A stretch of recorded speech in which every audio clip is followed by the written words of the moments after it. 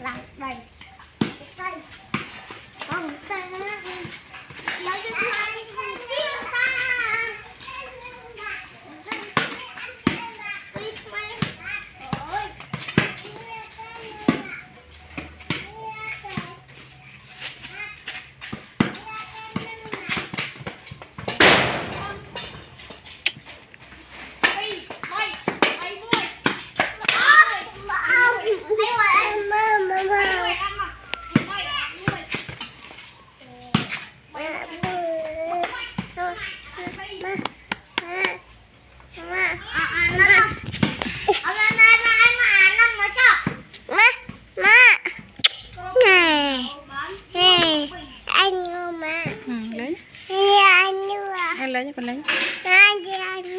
lấy vô vô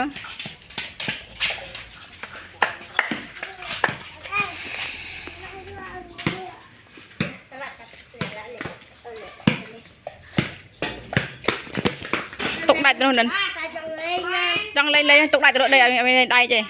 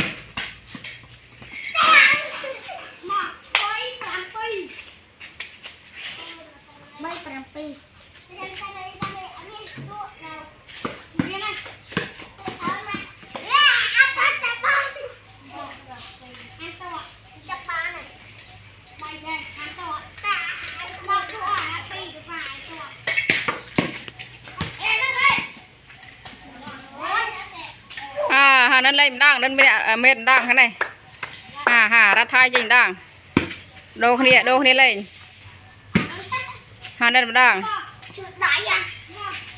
ngân đang ai ôn pháp phần mơ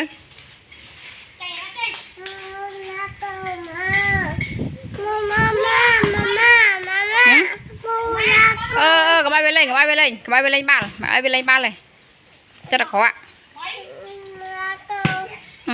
Mẹ lên bao viết con mẹ lên nhá con. Việt ỏi ổn lên con nè. Nạt khôi con nè.